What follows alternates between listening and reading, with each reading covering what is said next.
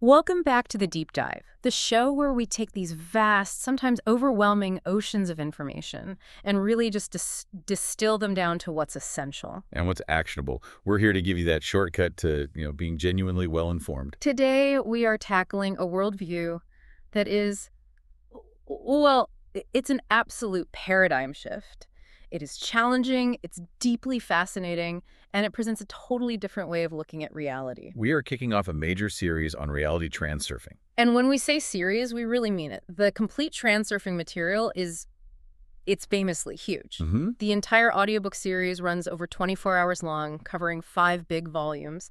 But today, we're giving you the foundation. The non-negotiable concepts. Exactly. We're diving strictly into Volume 1, the space of variations. Our mission here is to take these dense theoretical ideas and just give you the core model, the essential techniques in this one deep dive.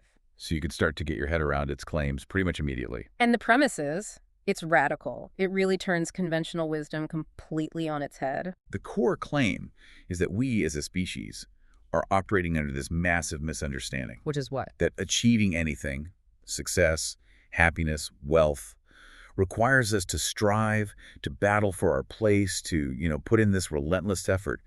Transurfing says that struggle is just fundamentally unnecessary. Okay, hold on a minute. You're saying we don't have to strive? That sounds incredibly passive. I know. If you're used to the whole hustle culture, the grinding, the fighting, that sheer willpower approach, you hear don't strive, and you're going to think we're talking about laziness. Or just resignation. Yeah. Right. So how do we distinguish between choosing your destiny and just giving up? And that is the absolute crux of it. That's why we have to understand the theory first. The idea is that it's possible to simply get what you desire. Not earn it, but get it. By choosing your destiny instead of wasting all this energy trying to change the world around you. Yeah. And the force that governs this isn't willpower. It's something much more subtle called outer intention. Okay, let's unpack that. This whole idea was introduced through what the text calls the Guardian's riddle. The big revelation is that you have the inherent right to choose the life you want. Exactly. And, the knowledge isn't the hard part. Everyone wants to be happy or successful. The real difficulty is understanding what it actually means to choose. Because we're conditioned to do the opposite. Completely. Our Yep. whole world culture, society, it teaches us to fight, to ask for permission, to beg for a chance, but never to just assume and take what is ours by right. So the mission for us today, and for you listening, is to make that shift. To go from being, like the book says, a paper boat in stormy waters, Just getting tossed around. to intentionally moving through the flow of life. We're learning how to steer our own reality. And to do that, we have to start with the theoretical background, the model of variations. Okay, so the first big hurdle we have to get over is the nature of reality itself. We have to sort of accept that the reality we see is, in a way, an illusion. But not in the way people usually mean, like nothing is real. No, not in that purely philosophical sense. This model suggests a dual reality. It's represented by what the text calls the dual mirror. Meaning there are two fundamental parts. Correct, 2 forms. The first one is physical reality. This is the world we live in. It's tangible. It's what we see in the mirror. It's the reflection. And it follows all the normal rules we know. Exactly. Gravity, physics, all of that. This is where science operates, dealing only with the effect, the material world. So that's one side of the mirror, the reflection. What's on the other side? That's where the real power is. That's the metaphysical alternative space. The alternative space. Think of it as a stationary matrix. It's an infinite information field or an energy matrix that records absolutely everything. Everything. All that was, is, and ever will be. It's an infinite continuum of potential scenarios for any event you can imagine. Every possible moment of your life already exists there as a possibility. That's like a cosmic Netflix library. Or a script archive with every possible screenplay for every life you could ever live. It's an overwhelming idea. It is, and that's why it's conceptualized in a more manageable way, as sectors arranged in chains. And these chains are what the text calls lifelines. Right. And each chain, each lifeline, has roughly uniform parameters. The quality of life is similar along that chain. So the scenery is consistent. Yeah, but the difference between lifelines can be huge. The example they use is the difference between seeing the world from a luxury car versus peeking out from inside a rubbish container. Okay, so those are two completely different lifelines, different chains of sectors, but they both exist at the same time in the alternative space. They exist simultaneously as potential. That makes sense. So we're always moving along one of these lifelines, but the material world we see is just the temporary manifestation of that potential. Exactly. So how does this infinite static potential become our concrete, observable reality? This brings us to materialization. Material realization moves through that alternative space like a bundle of density. The book uses a great analogy. I think I remember this one. The freezing ring. Yeah, the freezing ring moving along a pipe full of water. Okay, let me see if I've got this. So the ring moves along the pipe, and as it passes, it temporarily freezes the water molecules into ice crystals. Right.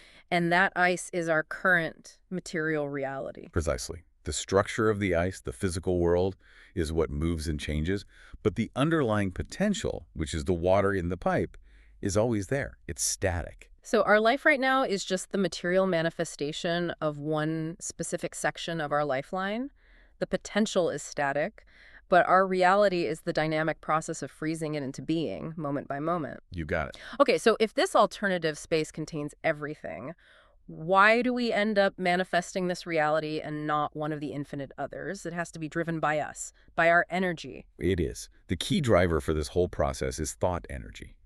The thought energy that we radiate is what materializes a specific alternative from all those possibilities. So our thoughts aren't just idle brain activity. They're not inert mental exercises at all. They are literally dispersing into the environment and interacting with that energy field, selecting a lifeline. And if you change the parameters of your thought energy, say you shift your focus from fear to certainty. A shift occurs. You literally move to a different lifeline, and the whole script and scenery of your reality begins to change. This leads us right to a critical distinction: how we generate that energy, the mind versus the soul or the heart.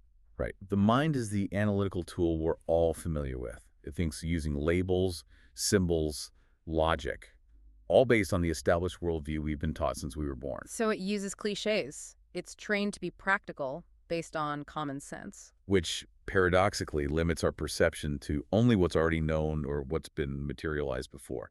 It's running on old data. But the soul or the heart, that can access everything, the whole library. The heart works in a fundamentally different way. It doesn't think with logic or analysis. It knows.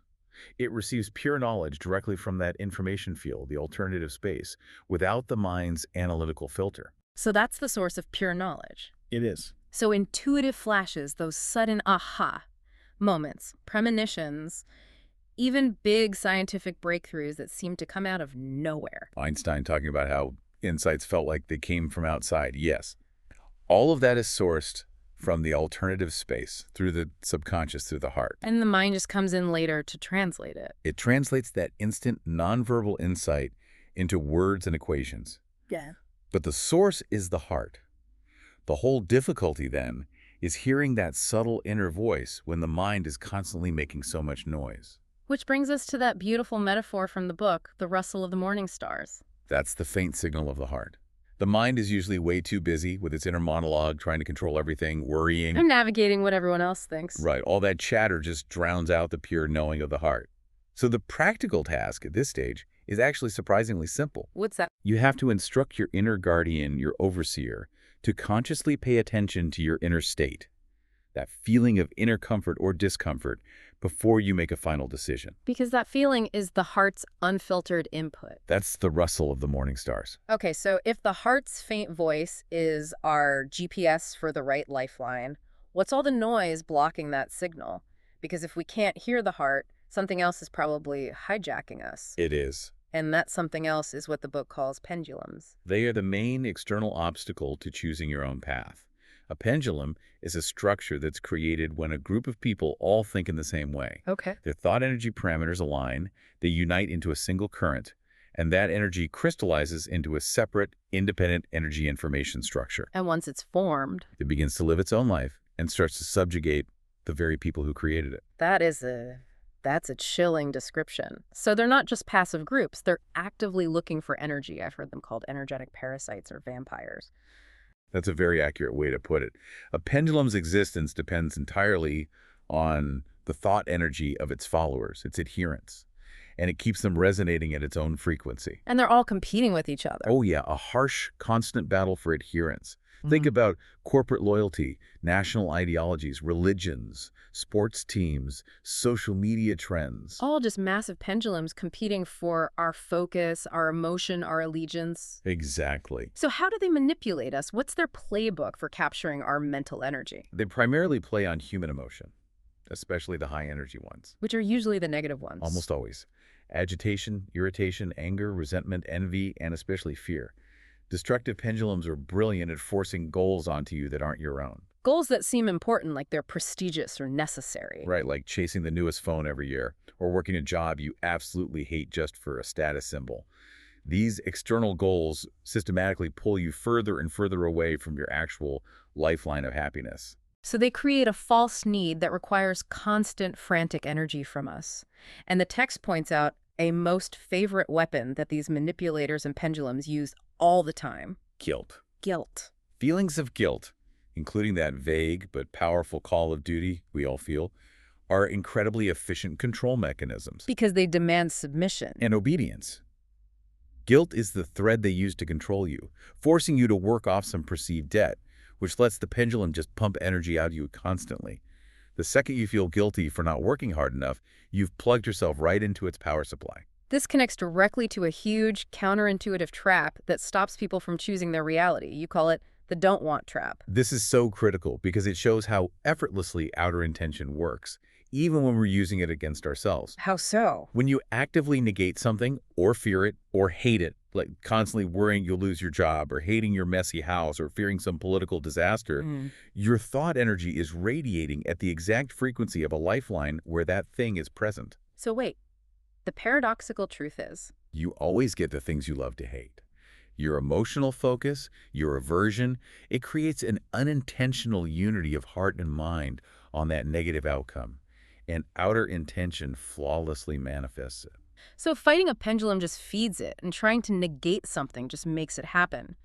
How do we get out of its grip without burning all our energy? There are two main methods, and they're both about conscious detachment. The first, and the simplest one, is called falling through. Falling through. It's about ignoring or escaping the pendulum's attempt to evoke a reaction. You recognize its right to exist, like a piece of art you don't like in a gallery, but you choose not to engage with it emotionally. So if someone tries to provoke you, you just don't take the bait. You refuse the invitation to fight. You mentally just say, oh, never mind them. And the pendulum, because it can't sync with your frequency, it just passes you by and looks for someone else to hook. But what about situations where you can't ignore it? Like a confrontational boss who is actively yelling at you, or, just unavoidable daily friction. That's when you use extinguishing. When escape isn't an option, you have to consciously pretend to play the game. Okay. You maintain your outward professionalism, for example, but inside you keep total clarity of mind, and you engage a very subtle form of outer intention. You actively use your thought energy to imagine the antagonist, relaxing, feeling genuinely content. You mean I'm supposed to picture my shouting boss fishing or watching TV? Yes. Or the bully skiing down a mountain feeling confident. This works because you are consciously projecting the energy of peace or fulfillment, which is precisely what that person is missing. And what the pendulum is draining from them. You're changing the thought energy you're transmitting, which gently brings the destructive pendulum to rest because you are satisfying its energy deficit in a positive, indirect way. And you're not draining your own resources. That's an incredibly sophisticated response. I mean, how do you manage to sincerely picture your boss fishing while they're yelling at you? That takes a huge amount of discipline. It does. And that's why transurfing is a constant practice of self-awareness. You're training your inner guardian to hear that first ping of discomfort, the signal a pendulum is trying to hook you, and then consciously choosing a different response.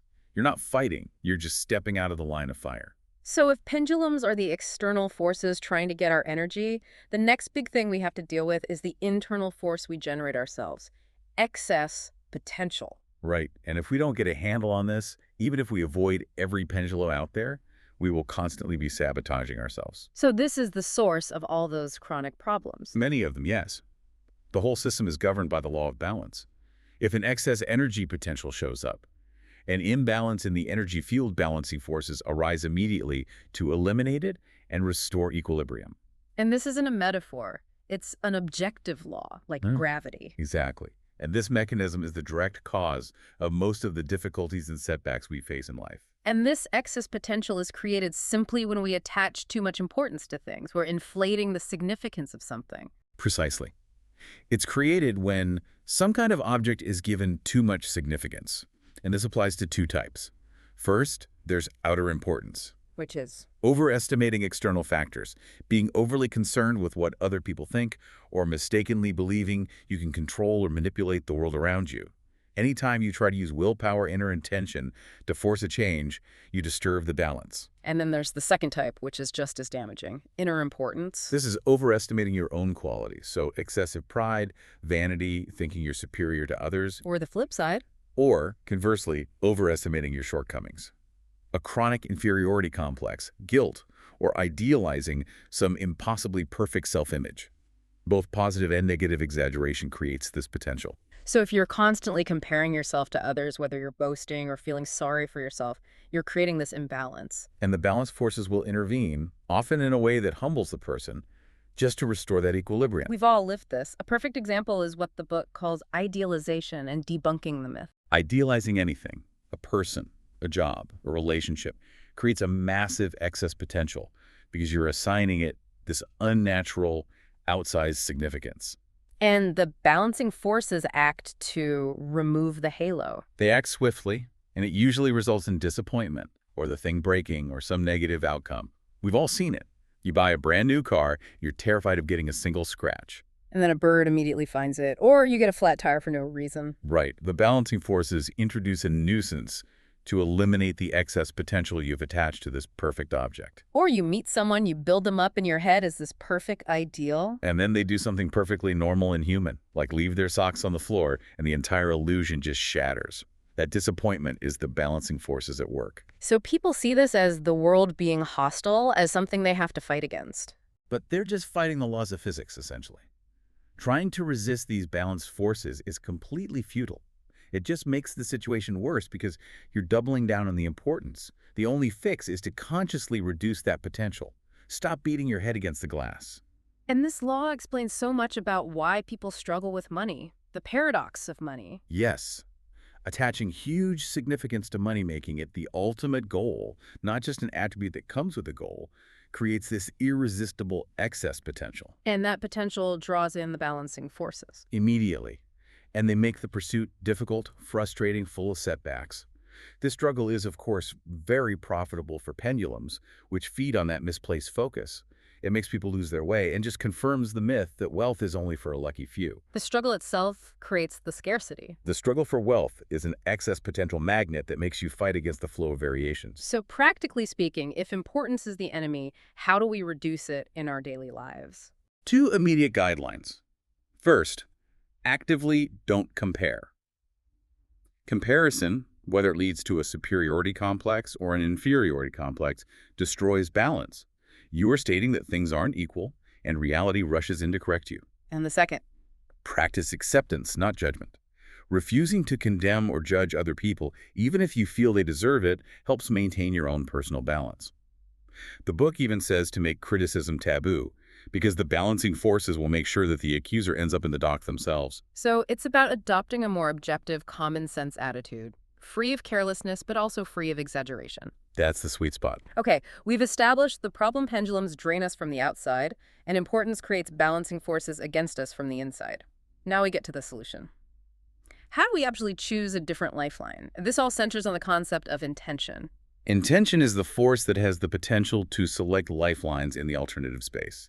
It's defined roughly as resoluteness in the decision to have and act. So it's a mix of desire and action. A very specific blend of desire, a quiet certainty that it's yours, and the readiness to act. And we have to be really clear about the two different forms of intention because only one of them has this world-changing power. Right. We have inner intention, which is what we usually think of as willpower. It's the effort to achieve something by your own striving. The fly beating against the window pane. That's the perfect image for it. Inner intention can only manipulate things in your immediate surroundings. It's hard work, and it usually creates a ton of excess potential. But the real power is in outer intention. Outer intention is the ability to essentially rule the world, to choose the entire script and scenery from the alternative space. It's subtle. It works by having the world meet you halfway. So it opens doors for you, creates It synchronicities. causes things to just work out. The book says it's the ability to move not the object through space, but space relative to the object. That sounds like a superpower. How on earth do we activate it? The key is the unity of heart and mind. Outer intention only emerges when there's this harmonious, simultaneous connection between the heart's knowing and the mind's willing. So the heart has to be on board and the mind has to agree to go for it. If there's discord, if the mind insists on common sense while the heart is feeling anxious or resistant, that internal tension just blocks the energy flow. The book points out something kind of troubling, though. This alignment works just as well for negative things. Yes, and this is crucial for understanding the don't want trap again. If your heart and mind agree on a negative outcome, if you are certain of disaster, if you're obsessively anxious about failing, those negative expectations are flawlessly realized by outer intention. Which is why our deepest fears so often come true. Exactly. To use it positively, you have to create that harmony in your positive striving. You have to wipe the negative expectations from your mind. This means we have to really look at the nature of desire itself, because a strong desire immediately creates importance, which blocks the whole process. That's right. Desire, especially when it becomes a dependency. If I don't get this promotion, my life is meaningless. That automatically creates massive excess potential. And that summons the balancing forces. Instantly. And they drain your energy and pretty much ensure you'll fail or be disappointed. The focus shifts from the goal to the overwhelming need for the goal. And that need is the potential. So the solution is a paradox we have to wrap our heads around: purifying intention. To get rid of desire and that excess potential, you have to reduce importance. Mm-hmm. And you do that by coming to terms with the possibility of defeat right at the very beginning. So you run the scenario of failure in your mind. You run it and you realize that not getting the goal wouldn't be the end of the world. You surrender the emotional dependency on the outcome, but you don't surrender the goal itself. That releases the deadly grip of control. So is this about neutralizing the emotional stakes? If I run the defeat scenario and realize I'll be okay, I still want the outcome, but that frantic, desperate need is gone. Precisely. You shift from a fear of loss to just a simple preference for the outcome. What's left is the purified will, The will to have. which is a dispassionate, unemotional intention to take what is unquestionably yours. It's not about struggle. It's the simple, powerful act of giving yourself permission to have it, with a quiet certainty. The attitude that the world has no choice but to give it to you. Yes, free of guilt, free of doubt.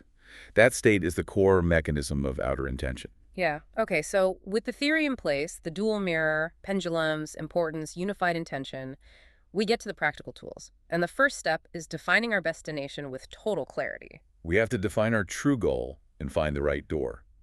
The true goal is a path in life that will bring you genuine, sustained happiness, a path that transforms your daily life into a celebration. And this is so key. Striving for that true goal automatically brings all the other things you want with it. Right, the money, the status, the lifestyle, they become accompanying attributes, natural byproducts of being on the right lifeline. So the true goal is intrinsic, not something external. And the door. The door is your specific, unique path to that goal. If the path feels like a constant punishment, if it feels forced or like an obligation, if you're just chasing something because it's prestigious, you've chosen the wrong door. You have to use that inner comfort check. To make sure your mind and heart both agree that this path is yours. This really clarifies the money paradox in a practical way. We know money shouldn't be the focus, but how do we make sure it shows up? We have to reinforce the core belief. Money is just an accompanying attribute. It's not the goal, and it's not the means to the goal. So if your dream is to travel the world, You focus your thought energy on the joyful, detailed image of travel, not on the complicated, stressful plan of getting rich first. The money will follow the goal, not the other way around. if you focus on getting rich, you just manifest the lifeline of striving for money. Exactly. If you focus on the fulfillment of the goal, the most direct path, which includes the resources you need, will materialize. Okay, so once the goal is defined, the mechanism for selecting that lifeline is visualization, using what the book calls slides. Slides are mental pictures, and we're already using them, usually negatively. We know that negative slides like a chronic inferiority complex or constantly worrying about your weight are generated by that unity of heart and mind on a negative frequency. Which outer intention then flawlessly manifests. So we have to replace them. With the target slide. The target slide is that mental picture of your goal as if it has already been reached Yeah. in its final achieved state. And this is crucial. It has to depict the final picture of life once the goal is achieved, not the strenuous process of getting there. You're not figuring out the how. That's inner intention. You're establishing the what, the end result. That's outer intention. Okay, let's get really practical here. How active is this visualization? Is it just daydreaming? No, far from it. It requires active visualization. You have to play an active sensory role inside the slide. You're not just watching it like a movie. You are living it. Walk through your new house, feel the texture of the furniture, smell the air, hear the sounds, talk to the people there. The mindset has to be, it is already yours. Act as if it were real. And it has to feel commonplace. Yes. Joyful and relaxed, but commonplace, like brushing your teeth, not some distant, unattainable fantasy. If it feels like a huge effort, you're just creating excess potential again. And to give this practice some structure, the text talks about the transaction key. The transaction key is a simple, single physical action. It could be clicking your fingers, a simple gesture. And you do it, and then you immediately visualize the target slide. And you have to do it dispassionately. Routinely, like brushing your teeth. The goal is to release intention energy and cleanse excess potential. The power comes from the regularity and the lack of emotional urgency you put on the technique itself. You're just establishing a habit of radiating the right frequency. Moving beyond just visualization, transurfing requires a huge shift in how we deal with unexpected events. This is going with the flow. This relies completely on the coordination principle. The alternative space already has the optimal solution to every problem. So So if you consciously choose to perceive seemingly negative changes, a delayed flight, a canceled meeting, as positive, that is what their outcome will be. You're moving in harmony with the flow, not fighting it like the warrior. this means we're always looking for the path of least resistance. Absolutely. Nature avoids wasting energy. The alternative's flow always operates along the path of least energy. The best streams are always the simplest. But our minds, captured by pendulums and importance, Always complicate things. Always look for complex, strenuous solutions. If a solution feels like a huge effort, it's probably the wrong path. The simple solution is the signpost for the correct one. so instead of trying to control these uncontrollable things, we just observe our own reaction to them. Exactly. You shift your center of gravity from frantic control to observation. You consciously step back and you give the situation a chance to resolve itself without you interfering. And the paradox is that by giving up control, you gain real control. You gain real control over the situation because you're operating in harmony with the flow. You're the one at the helm, adjusting the sail, not frantically trying to push the water. And finally, as we navigate this flow, we need signposts. We need to know we're still on our best lifeline. And for that, we rely on guiding signs and inner comfort. Guiding signs are events that can be subtle or really obvious that indicate a possible turn in the flow, a shift to a new lifeline. A change in the scenery. It's that feeling that something is not quite the same as it was a minute ago, a sudden synchronicity, a string of coincidences. If you pay attention, the world is constantly reflecting your intention back at you through these signs. And then there's the internal barometer, the most reliable source we have. Your mind is capable of assessing your level of inner comfort. If a decision or a situation causes that deep inner discomfort, dejection, anxiety, that feeling of a heavy chore, your soul does not agree. The mind and heart are not aligned. And the decision should be altered immediately. You have to listen to the rustle of the morning stars, because that is the flow telling you you're about to generate excess potential or serve a destructive pendulum. This deep dive has been a really comprehensive look at the foundations of Reality Transurfing Volume 1, The Space of Variations. It's a text that just fundamentally challenges how we think about success and effort. To sum up that central shift in perspective, we move from battling the world, suffering under pendulums, being crushed by importance, to consciously choosing our destiny by reducing that importance and aligning the heart and mind. A shift from the will to strive to the will to have. That's it. The paradox we'll leave you with is pretty striking. Prosperity, ease, and fulfillment are actually the cosmic norm. They operate along the path of least resistance. The difficulties, the struggle, the chronic problems, those require an excessive amount of energy, almost always generated by our own resistance and our own misguided importance. It actually takes massive effort to fail, not to succeed. Our final call to action for you, the listener, is just to start applying this idea of reducing importance today. Pay attention to what you're idealizing, your car, your partner, your job. Pay attention to what you're comparing yourself to, what you're fighting against. And remember that you have the right to choose, not to ask for it or to fight for it. This foundational volume, which again is just the start of a 24-plus hour work, it lays the critical groundwork. It teaches you how the mirror of reality actually works. And we are only getting started. Future deep dives will continue this journey through the series. Next time, we'll dive into Reality Transurfing 2, A Rustle of Morning Stars, and we'll explore how to refine these tools, focusing specifically on concepts like freeling and the deeper practice of using slides. Until then, here's a final provocative thought for you to mull over as you navigate your world today. You do not have to win the right to choose. You already have it. If you are filled with decisiveness to win your right to choose, prepare to be disappointed. The will to have is the dispassionate, unemotional intention to take what is unquestionably yours.